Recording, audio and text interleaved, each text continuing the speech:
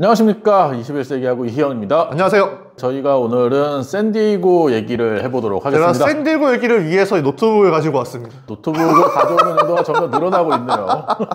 같은 날에 찍었죠? 네.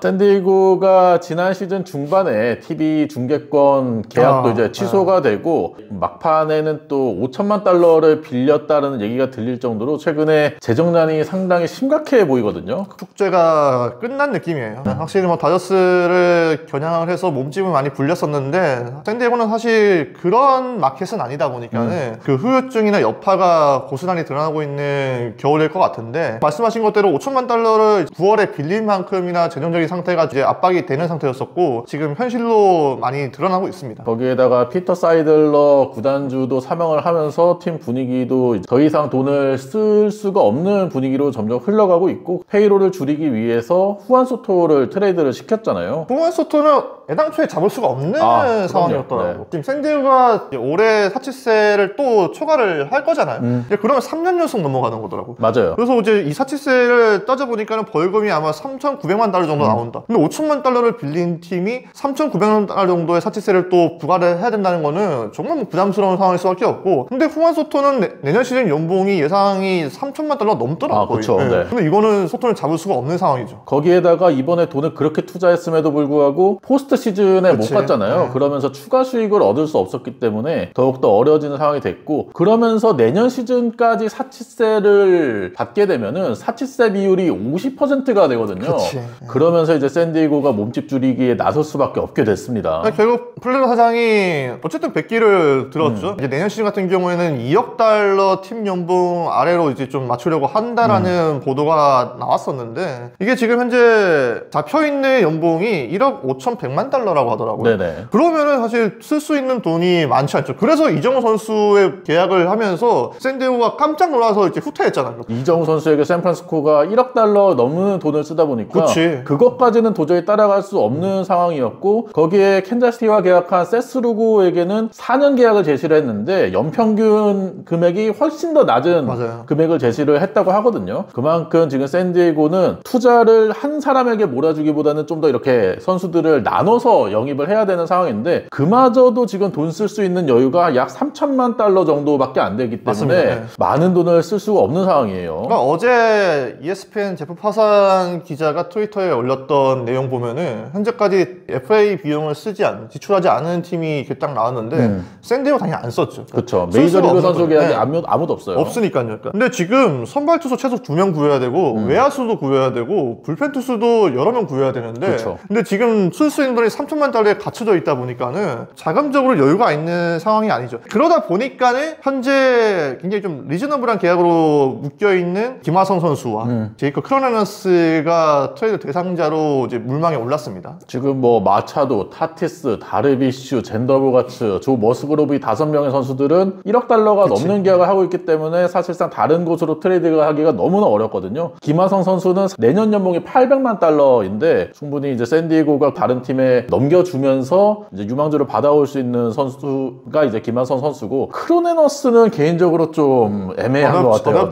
내년 시즌부터 7년에 8천만 달러 계약이 시작이거든요. 근데 올 시즌 보여준 성적을 보면은 이 선수가 그만한 가치의 성적을 올리진 못했잖아요. 그렇기 때문에 시장에서 그렇게 큰 인기를 얻지는 못하고 있는 상황이에요. 김하성 선수한테 내년에 샌디에이고가 줄 돈이 없거나 뭐 아깝거나 이런 건 아닙니다. 근데 이제 김하성 선수가 내년 시즌 이후에 FA가 되다 보니까 지금 현재의 시장 추세면은 못 잡아요, 김하성은. 그러니까 김하성은 지금 내년에 봤을 때 이 정도면 1억 달러 단위 넘기는 거고, 올해 활약 만약에 이어간다 이러면 김하성 선수는 그 이상까지도 몸값이 올라가는 건데, 이거는 샌디에이고 잡을 여력이 없습니다. 그래서 김하성 선수가 트레이드 가능성이 굉장히 높게 제기가 되고 있잖아요. 지금 잭슨멜이라는 또 유망주가 있다 보니까는 샌디에이고는 지금 뭐 크로네너스나 김하성 선수를 둘 중에 한 명을 넘겨도 내년 시즌 뭐 충분히 구성을 할 수 있다, 이렇게 보는 것 같더라고요. 겨울에 쓸 수 있는 돈이 3천만 달러 정도다 보니까 추가 FA를 데려오기보다는 팀은 팜 시스템을 최대한 이제 넓히면서 계속해서 마이너에서 선수 수급을 해야 될 수 있는 상황이 될 수가 있거든요. 그렇죠. 내년 시즌에. 이건 샌디에고가 물론 마이너에서도 좋은 선수들이 많이 있긴 하지만 그 선수들이 빅리그 와서 어떤 활약을 할지는 모르기 때문에 지금 트레이드로 팔 수 있는 선수를 팔면서 마이너 팜을 최대한 충족시키는 게 내년 시즌에 사치세를 내지 않으면서 팀 운영을 할 수 있는 그런 방편이 될 수 있을 것 같아요. 근데 이거 진짜 양날입니다. 사실 마차도와 타티스 그렇게 장기 계약을 묶였던 선수들, 또 다르비슈와 머스그로브 다 전력이 현재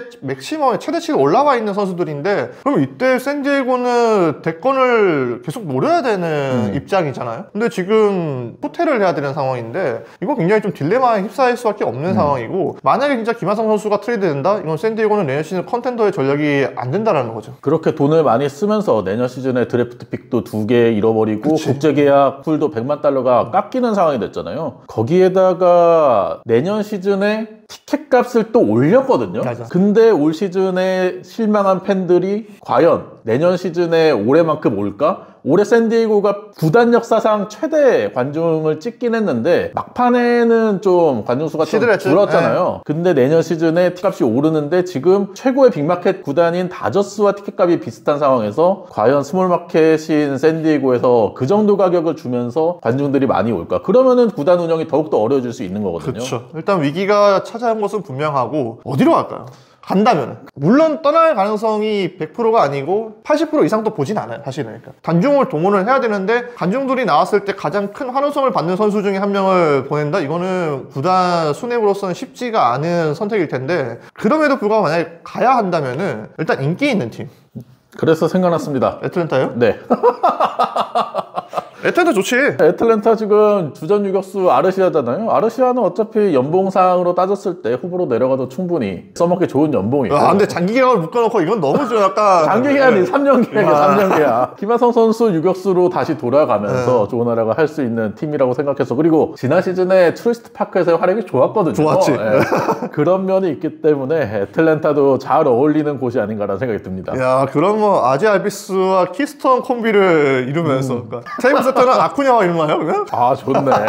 그 뒤에 메로스 마치고 있고, 강팀으로 가는 게 김하성 선수가 내년 시즌에 이제 FA가 되면 몸값을 올릴 수 있는 시나리오인데, 저는 그래서 생각했던 게 보스턴이었어요. 근데 보스턴도 지금 강팀이라고 하기 힘들지. 네, 강팀이라 하기도 힘들고 트레버 스토리도 있는데다가 마이너에 또 마르셀로 마이어가 있잖아요. 그러다 보니까 김하성 선수를 굳이 데려올까라는 생각이 들긴 하더라고요. 어쨌든 1년을 이제 쓴다고 생각을 했을 때는 보스턴 현재 2루가 없어요. 트레버 스토리를 유격수로 기용을 한다고 하면은 엠마뉴엘 발데스가 현재 2루 자원으로 언급이 되고 있는데, 발데스는 안 됩니다. 발데스 진짜 수비 뭐 이유면 또 보셨겠지만은 수비 절대 안 돼요. 2루 수비하면 안 되는 선수입니다. 그리고 이 선수가 워낙에 자완에게 약한 모습을 보이다 보니까는 이 선수를 쓰게 되면 플래툰으로 기용을 해야 되는데, 김하성은 사실 그게 아니잖아요. 충분히 그렇죠. 안정된 수비 보여주면서 상위 타선에도 배치가 될 수 있는 선수인데, 그리고 이제 보스턴의 타선 보게 되면은 좌타자가 너무 많아요. 데버스, 카사스, 뭐 듀란 다 좌타자거든요. 근데 여기 밸런스를 맞춰줄 수 있는 카드가 김하성 이제 우타자니까는 보스턴하고 궁합이 좀 잘 맞을 수 있지 않을까. 저희가 샌디에고의 악화된 재정 상태를 이야기를 하면서 김하성 선수의 트레이드설이 어떻게 나왔는지도 따져봤는데, 실제로 트레이드될 가능성은 사실 지금 현재로서는 높지는 않습니다. 김하성 선수가 가지고 있는 팀 내 입지라든지 인기라든지 이런 것들을 무시할 수가 없기 때문에 샌디에고도 쉽게 김하성 선수를 트레이드를 하기는 어려울 텐데, 만약에 트레이드가 일어난다면은 이런 팀에 가면 좋을 것 같다라고도 저희가 말씀을 드려봤어요. 김하성 선수가 트레이드설에 뭐 크게 흔들리지 않고 내년 시즌에 올해보다 더 좋은 성적을 거두었으면 하는 바람이 있고요. 어느 팀에 가든 뭐 저희는 항상 응원을 할 테니까요. 다음 영상으로 찾아뵙도록 하겠고요. 구독과 좋아요 부탁드립니다. 안녕.